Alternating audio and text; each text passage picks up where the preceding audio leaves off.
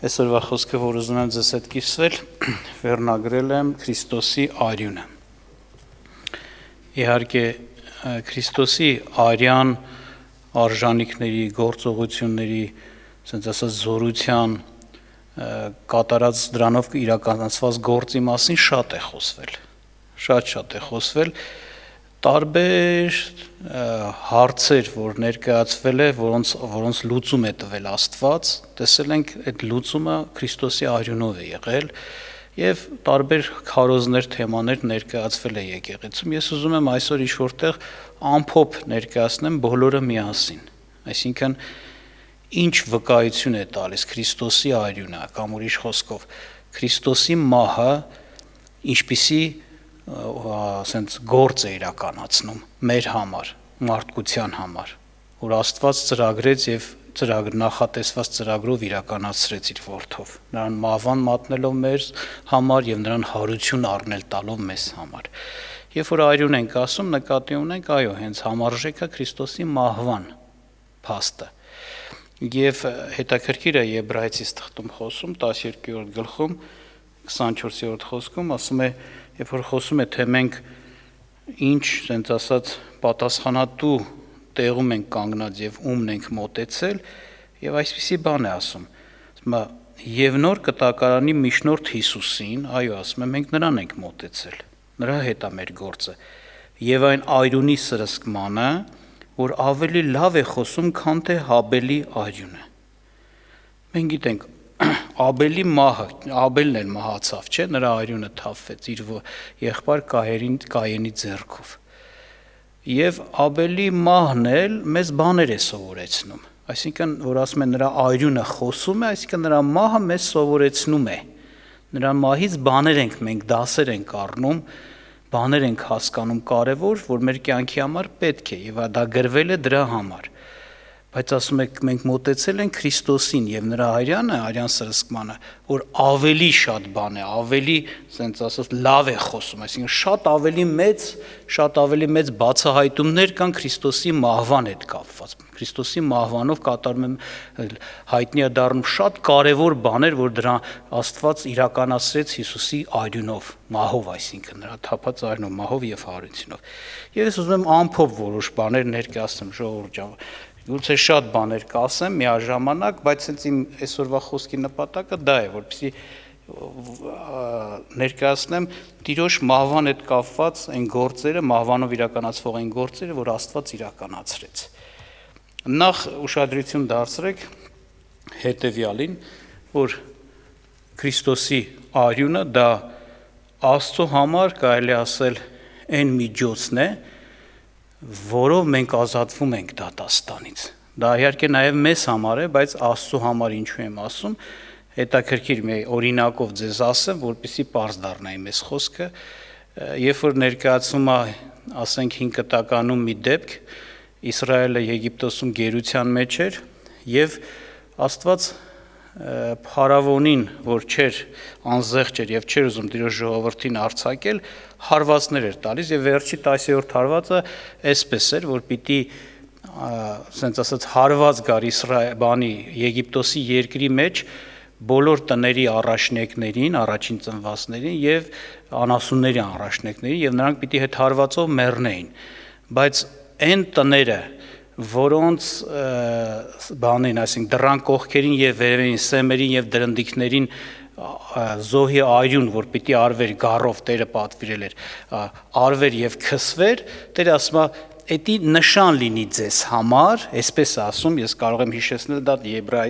Ելից 12-ի 13-ը։ Ես այսօր շատ համարներ չեմ կարդա, ուղղակի կասեմ դուք կկարդաք։ Ասում է, «Էդի նշան լինի ձեզ համար, որ Աստված տեսնի այդ նշանը, ձեզ համար տեսնի, որ այդ նշանը ձեր վրա դրած է, ձեր տան վրա կա»։ Այդ արյունը նշան էր Աստծո համար, որ Աստված տեսներ եւ անց կենար։ Եվ Փեսխա կամ Պասխա ռուսերեն, չէ, ասում են, կամ զատիկ ենք մենք ասում, հենց դա է նշանակում տեսնել, անց կենալ, հարված չգա։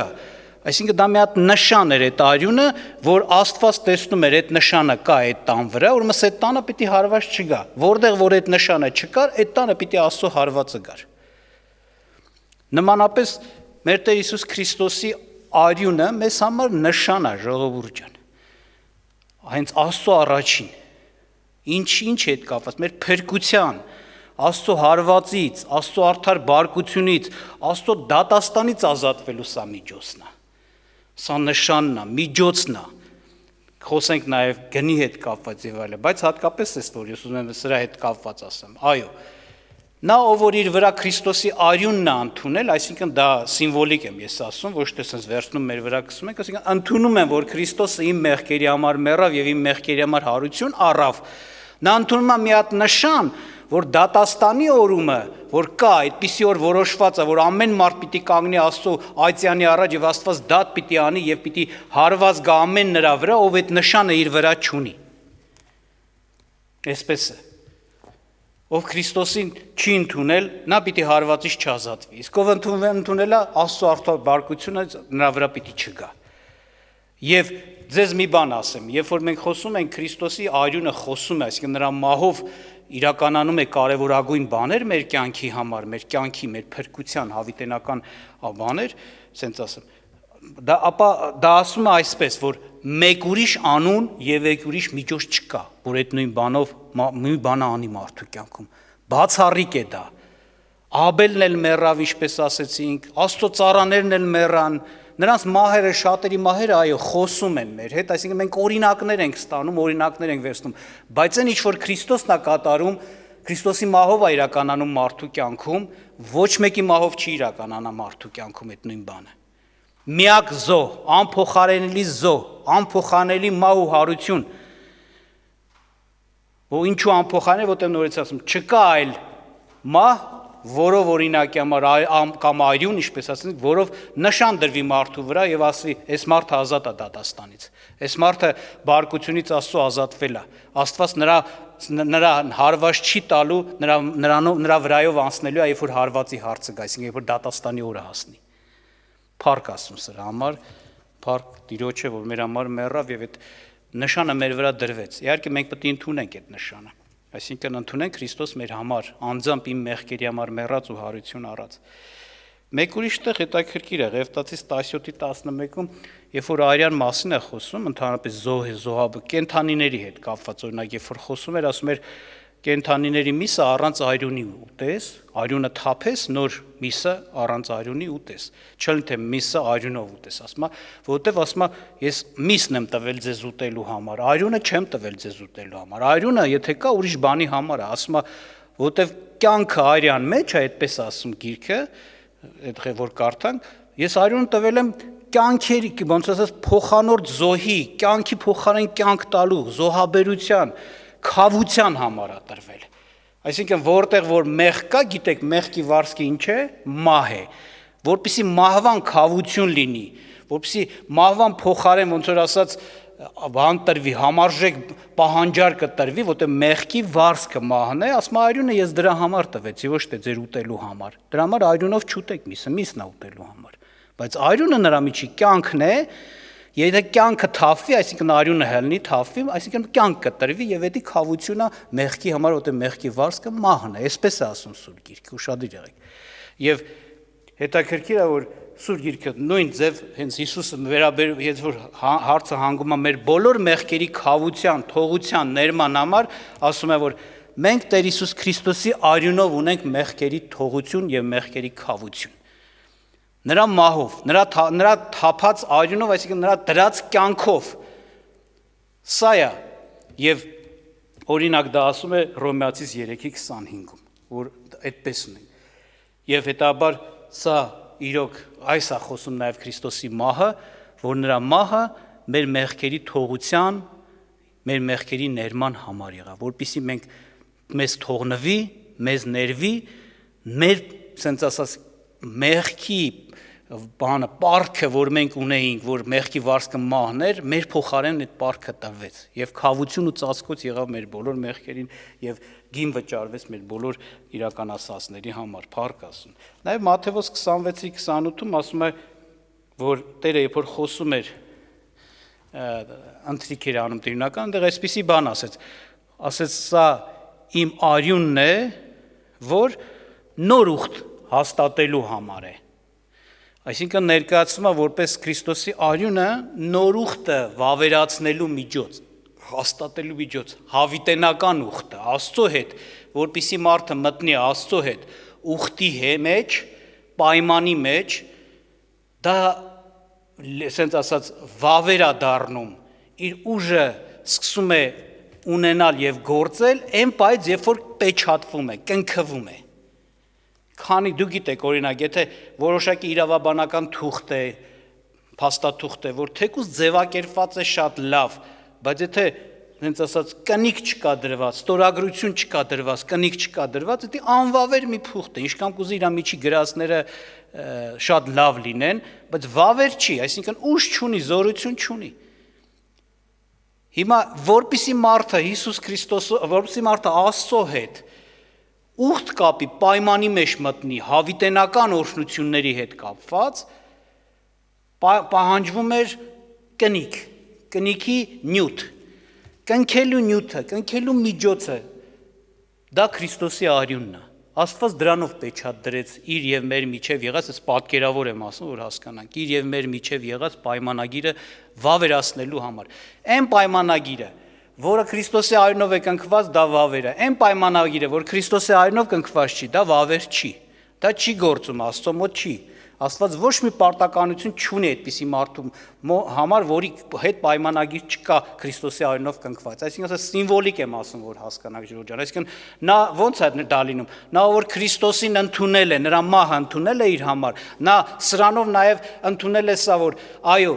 Հիսուս Քրիստոսի արյունը ինձ համար էր եւ ինձ Աստծո հետ պայմանի մեջ մտցնելու, նորուխտ կապելու բաններ, միջոցներ, որ հաստատվեց, Աստված սրանով ուժ տվեց այդ պայմանագրին։ Կան չէ՞ մարդիկ օրինակի համար կրոններ, որոնք բան են անում, ասենք խոսում են իբր թե իրանց ճանապարհը բռնած, ցույց տված ճանապարհը Աստծուն է տանում, Աստծուն է միացնում, Աստծո հետ մարդը կարա կարծես թե սենց բանան լինի, մտնի, հլնի, հաղորդակցվի եւ ուխտ ունենա, բայց քանի որ Քրիստոսը տեղ չկա, չի խոսում այդ պայմանները, այդ դրանք սուտ բաներ են։ Լավ ձևակերպված են, գեղեցիկ կարծես թե լավ սիրուն պայմանները գրված են այդ պայմանագրի, բայց պեչատ չկա տակը դրած։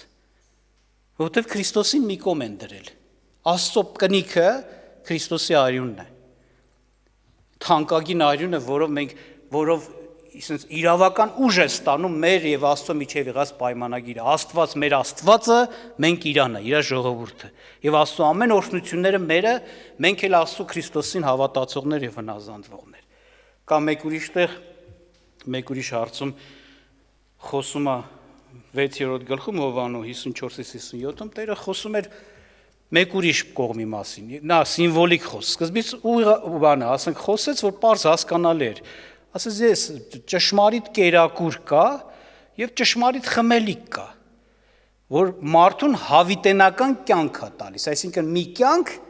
եթե այդ ուտելիքը ուտես, ասում է, եւ այդ խմելիքը խմես, որ իր մարմինն ու արյունն է ներկայացնում, ասում է, մարդը հավիտյան կապրի, այսինքն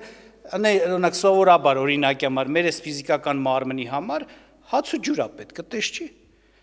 Բայց ուտում ես, դա քո մարմնին կյանք է, ոնց որ զորություն է տալիս ապրելու, բայց մի հար ժամանակ հետո տենում ես այդ զորությունը պակասես, դու կարիք ունես էլի հաց ուտելու, էլի ջուր խմելու։ Բայց Հիսուսը ասեց իմ հացը, ավելի ճիշտ երկնքից եկած հացը, որ ես եմ, ով որ էդի ուտի, հավիտյան չէ, ոչ կսովի, ոչ էլ կծարավի։ Մի անգամ կերար, դա հավիտենական զորություն է տալիս, որ հավիտյան ապրես, ել քեզ թազա ուտել ու խմել պետք չի, սենց ասած, ուրիշ բաներից օգտվել, որտեվ դրա տված զորությունը կյանք ունենալու զորություն չի սպառվում։ Այսինքն ինչ է սա նշանակում, որ Տերը ասեց ի բանը այդ հատվածում 54-ից 57-ում 6-րդ գլուխ, որ իմ արյունը եւ իմ մարմինը ճշմարիտ ուտելիք ու խմելիքը հավիտյան ապրելու համար, այսինքն ես ենք հասկանում, Քրիստոսի արյունը մեզ հավիտենական կյանք տալու միջոց է։ Նրան ընդունողը, Քրիստոսի մահը ընդունողը, Քրիստոսին ընդունողը, նրա մահը ընդունողը եւ հարությունը իր համար հավիտենական կյանքի զորություն է առնում, այսինքն ունենում է իր մեջ հաստատվում է կյանքի աղբյուր, որը անսպառ է, վերջ, անընդհատ է, փառք Աստծո։ Ուրեմն նաև Քրիստոսի արյունը սրա համար էր, հավիտենական ապրելու միջոց, գերակուր կամ սիմվոլիկ ձևով ասած։ Գործքի 20-28-ում մեկ ուրիշ բան է Տերը խոսում, ավելի ճիշտ Պողոս առաքյալն է խոսում, եկեղեցու առաջնորդն հետ, ասում է, խոսում է, որ Քրիստոսը, Աստված, ասում է, իր արյունով գնեց իր ժողովուրդը, իր եկեղեցին։ Այդտեղ ներկայացում է Քրիստոս, հետո ասում է նույն Քրիստոսի մասին Աստված, որտեղ գիտենք, Աստված իր արյունով գնեց, հասկանում ենք, որ բաներ ասենց այդ Աստվածը Քրիստոսն է, որտեղ Քրիստոսը մեռավ մեզ համար, երրորդության որդի անձը։ Եվ այստեղ պարզերում է, որ այսի գնման, ասենց ասած, մի հատ արժեք է։ Եթե մարդը մի բան ուզում է գնի, համապատասխան այդ բանը, այդ բանին, այդ իր առարկայա թե ինչ որ մի բան է, ես չգիտեմ, դրա համապատասխան արժեք պետք է ունենա, որ վճարի եւ ստանա, հակառակ դեպքում նրան ոչ մեկ չի տա դա։ Եվ այստեղ Սուրբ Գիրքը ներկայացնում է, որ որպիսի եկեղեցի ունենա Քրիստոսը, եկեղեցին գնի, ժողովուրդ ունենա, ինքը գին վճարեց։ Եվ այդ գինը իր կյանքն էր, որ դրեց, իր թափած արյունն էր։ Սա այն միջոցն էր, որով, ասենց ասած, արժևորվեց իր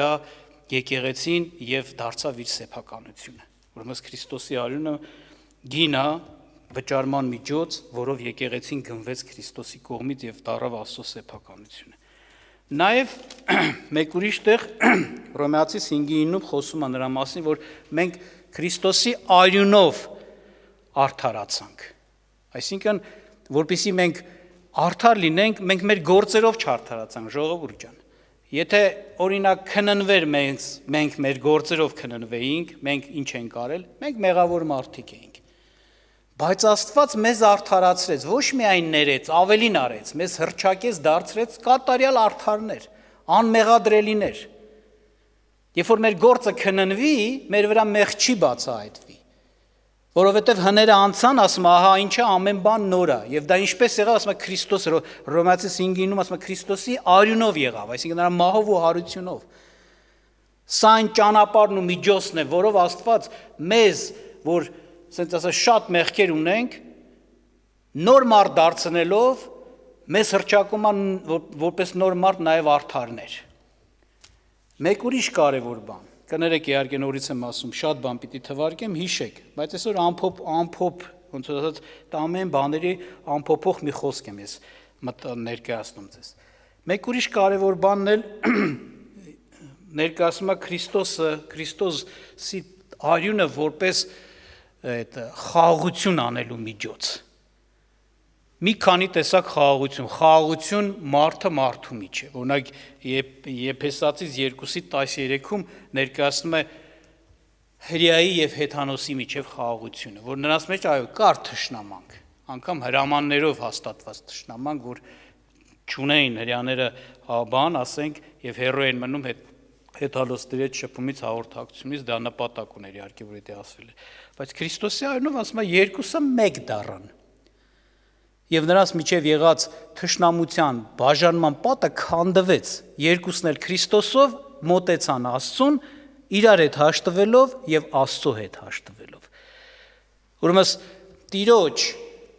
թափած արյունը, Տիրոջ զոհաբերվելը նաեւ այն ճանապարհն ու միջոցը դառավ ժողովուրդ ջան,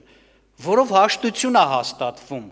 որով են ամեն անջրպետները, բաժանող պատճառները վերանում են եւ մարդիկ իրար հետ կարան հաշտ խաղաղ ապրել։ Այսօր իրականության մեջ երկրի վրա լիքը թշնամություն կա։ Ազգը ազգի դեմ, բարեկամի դեմ, մի գյուղի մեջ այս ցեղի հետ լիքը թշնամություններ չկան, բայց հավատացեք, երբ որ մարդիկ Քրիստոսի արյունն են ընդունում իրենց վրա, այսինքն ընդունում են Հիսուս Քրիստոս իրենց Տեր ու Փրկիչ, այդ մարդկանց մեջ անպայման հաշտություն է հաստատվում։ Հաշտությունը գինա դառնում, միջոցա դառնում Քրիստոսը, որ մեռավ, հաշտեցրեց դրանով իրանց։ Իրոք տենում ես մարդիկ հաշտվում են։ Ազգին ատում է, բայց հավատացյալները չեն ատում, որովհետև իրանք Քրիստոսով հաշտված են։ Բայց նաև Քրիստոսի հաշտությունը եղավ ոչ թե մարդը մարդու միջև, այլ ամենակարևոր հաշտությունը էս էր։ Մարդը Աստծո հետ հաշտվեց։ Կողոսացից 1:20-ում ավելի խորը բան ասում է, երկնքում լինողները հաշտվեցին երկրի վրա լինողների հետ, երկնքում լինողները, որ հաշտեցնի, ասում է Քրիստոսի արյունով։ Իրականության մեջ գիտենք, ինչու դա կար, որովհետև մարդը իր մեղանչելով միշտ բարկացրել է Աստծուն։ Եվ Աստված բարկությունը պահում է, կուտակում է եւ կա մի օր, որ բարկությունը թափելու օր է։ Մեծ բարկության օր։ Բայց որpիսի այդ օրը չգա եւ Աստված իր բարկությունը վերջնականապես թափի, այլ երբ որ այդ օրը գա մարդը արդեն հաշտված լինի Աստծո հետ, նա ինչ ան, Տերը Քրիստոս մեռավ սրա համար։ Եվ Աստված բավարարում է, Աստծուն բավարարում է Քրիստոսի մահը եւ հակառակ մի բան էլ սենց ասած ներկայացնում է, եկեք հաշտվեք ինձ հետ։ Ես իմ որդուն զոհաբերել եմ, որ ձեր վրա ամբողջ բարկություն ինչքան բարկացած էր որդուս վրա դրեցի։ Ձեզ որ պետք է իմ բարկությունով հարված էի, որդուս հարվածեցի։ Վերջ, ոնց որ ասած, իմ բարկությունը սպառվել է։ Իմ որդու վրա սպառելով ձեզ այդ հաշտություն եմ ուզում։ Փառք Հիսուսին, փառք Տիրոջը։ Սա միակ միջոցն է, ուրիշ ճեղք չկար։ Ժողովուրդ ջան, այդ հաշտության խաղաղության։ Մեկ ուրիշ տեղ Եբրայեցիս 9:14-ում ասում է Քրիստոսի արյունը հանդես եկավ իր հավիտենական հոգով մեր չար խշմտանքը մաքրելու համար։ Այսինքն մարդը իր էությունից ունի վկայություն իր ներսից ոնց որ ասած, որ ինքը մեղավոր է, չար է, հակառակ է, իր մեղքերը իր դեմ են խոսում, ինքը ասենց ասած ծակոցներ ունի մեղքի, որ անդադ հիշեցում, որ դու մեղավոր ես, վատն ես, եւ դու արժան չես Աստծո հետ վարվելու, հարաբերվելու, լինելու։ Այո, մեղքի հանդիմանություն կա, որ կոչվում է չար խշմտանք, որ ոչ թե էտա չար, այլ չարությունն է մարդու վկայում, դրա համար է կոչվում չար խշմտանք։ Որպեսզի մարդը խաղաղվի, շատերը գիտեք ինչեր են անում, այլ լավություններ, այլ ողորմություններ, այլ բարեգործություններ, Աստծո հետ կապված, մարդկանց հետ կապված, բայց նրանք խշմտանք չեն մաքրում։ Սուրբ Գիրքը ասում է Հիսուս Քրիստոսի թափած արյունը, որ հավիտենական հոգով իրականացած խշմտանք կմաքրի։ Այսինքն Քրիստոսը ամեն քո արածների համար, ամեն ինչ որ պետք է վճարել է, Աստծուն բավարարել է, Աստված էլ քեզանից պահանջ չունի քո մեղքերի հետ կապված, դու ներված ես, քեզ թողված է, դու մաքրված ես, եւ բարի է արդեն քո խշմտանքը, այսինքն որ ասենք արդարացած արդարի խշմտանքը արդեն, խաղաղություն ունես, հաշտություն ունես Աստծո հետ, հանգիստ է քո մոտ բանը, եւ դա Քրիստոսի արյունով է կատարում, փառք Աստծուն։ Նաեւ Եբրայեցիս 10:19-ում խոսում է, որ Քրիստոսի արյունով մենք իշխանություն ստացանք մտնել Աստծո բուն ներկայությունը եւ նրա հետ ապրելու, նրա հետ լինելու, լույսի մեջ բնակվելու իրավունք ստացանք։ Իրականության մեջ մեղավոր մարդը, ոնց որ այսպես լինի, խավարի մեջ խավար լինողը, խավարը լույսից պետք է վնասվի։ Չի կարա խավարը լույսի մեջ բնակվի, տես բան չկա։ Որտեղ լույս կա, նշանակում է խավարին խփում է, խավարի հետ հակամարտության մեջ է, կռվի մեջ է եւ խավարին ոչնչացնում է, եթե միտեղ լույս ես վառում, խավար չկա, եթե լույս չկա, ուրեմն խավար կա, դրանք հակառակ բաներ են։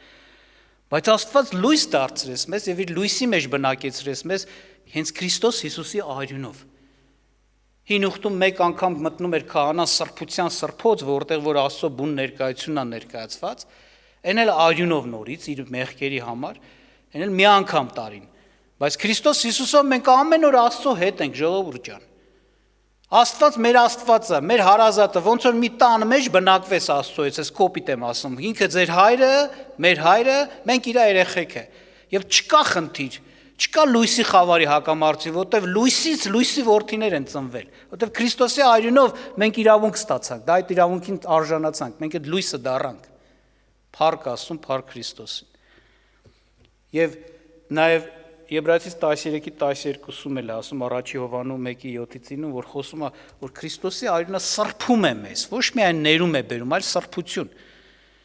Այսինքն, ինչ է սա նշանակում, որ այնպես է մեզ դարձնում, որ մենք կարող ենք հասկանալով Աստծո կամքը, որն է բարին, սուրբը, մաքուրը, նաև ապրել, կատարել ու չմեղանչել։ Այսինքն մեր բնությունն է փոխում, մեր էությունն է փոխում, մեզ սուրբ ապրելու զորություն է տալիս, մաքուր ապրելու զորություն է տալիս, փառք Աստծուն։ Եվ վերջապես վերջի բան էլ պիտի ասեմ ու ավարտեմ, Հայտնության 12:11-ում ասում է, որ խոսում է մարդկանց մասին, որոնք վիշապին հաղթեցին։ Վիշապը տեղ ներկայացնում է մեծ օձը, առաջի օձը սատանան, բանսարկուն։ Սատանային հաղթելու, նրա դեմ պատերազմելու, Նաև նրա ուժերից պաշտպանված լինելու միջոց է Քրիստոսի արյունը։ Այսինքն ում համար որ Քրիստոսը մեռել է եւ ով որ ընդունել է այդ մահը իր համար, այդ մահն ու հարությունը ընդունողի համար այդ ընդունելությունը դարել է մի հատ զենք, զրա, զորություն, որ կարա սատանայի դեմ հլնի կռվի ու չպարտվի։ Նրանք հաղթեցին, ասում է 3 բան է նշում, դրանից մեկը էսա գառան արյունով հաղթեցին։ Իրենց վկայության խոսքով իրենց կյանքը չսիրեցին մինչև հիմա։ Եվ հետաբար սա զորություն է, եթե դու Քրիստոսի մահն ու հարությունն ես ընդունել, հասկանում եք, դու իշխանության մեջ ես, դու Աստծո իշխանության, Քրիստոսի այդ նույն աթոռի վրա ես, երկնավորներում նստած ես, դու իշխանություն ես ստացել սատանայի վրա, նրա գործերը քանդելու, նրա օձերին, կարիճներին կող կրտելու դու չվնասվես, սա Քրիստոսի մահով ու հարությունով ես դիրքը ես իշխանությունը ստացար, այս զենք զորությունը։ Դու հենց այդ արյունով պաշտպանված ես, դա այդ պարիսպ է քո համար այդ գործը։ Դու տիրոջն ես, որպեսզի քեզ հասնի չարը մի բան անի, Հիսուսից պետք է անցնի, որ մի բան անի։ Հիսուսին պետք է ուզենա, ոնց որ ասած, հաղթի, նրա գործը պետք է քանդի, որ քեզ մի բան անի։ Նրա գործը մահն ու հարությունը քո համար պարիսպ է նրա դեմ։ Փառք Աստծո սրա համար։ Այսպեսով տեսնում ենք իրոք, որ Հիսուս Քրիստոսի արյունը իրոք շատ ավելի շատ խոսուն է, քան օրինակ Աբելի կամ որևէ սուրբի, որ մեռել է։ Մենք չենք դրանով բանանում առհամարում մյուսներին, չէ, բայց Քրիստոսը եզակի է։ Քրիստոսի մահը, նրա մահվան հարության թողած հետևանքները հատուկ են, առանձնահատուկ են, եզակի են, անկրկնելի են, նա անկրկնելի զոհն է։ Թող Աստված օրհնի մեզ, որ մենք այդ իրոք զոհը ընդունենք եւ այս ամեն բարոր օրհնությունները եւ գործերը մեր կյանքում իրականանան։ Աղոթ կանենք, փառք տանք Աստծուն։